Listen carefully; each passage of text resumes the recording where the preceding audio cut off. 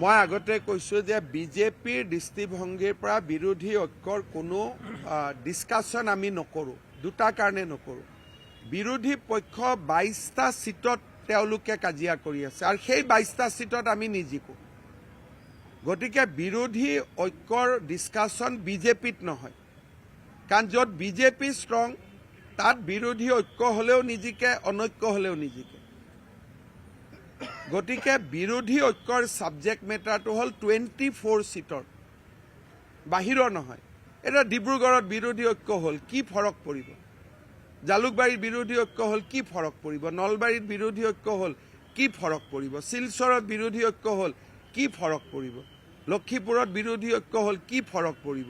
বিহপুৰীয়াত বিৰোধী ঐক্য হ'ল, কি ফৰক পৰিব? জাগিৰোডত বিৰোধী ঐক্য হ'ল, কি ফৰক পৰিব?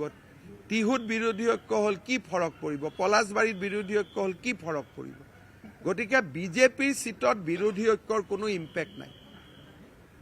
এইটো হ'ল যদি বিৰোধী ঐক্য নকৰাকৈ 24টাৰ সিট ওলোৱাকৈ যদি অখিল গগৈ ঐক্য কৰে, অখিল গগৈ যোৱাবাৰ এছেম্বলিত যি আছে তাত থাকিব।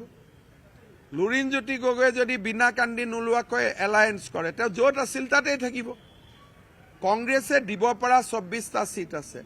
যদি বিৰোধী ঐক্যৰ কাৰণে 4-5টা সিট বাকী দুটা পাৰ্টীয়ে টানি আনিব পাৰে, তেওঁলোক জিকিলে। আৰু তেওঁলোকক লাগিলে 50টা সিট দিয়ক, কিন্তু সেই 24টাৰ ভিতৰত যদি নিদিয়ে কি লাভ হ'ব?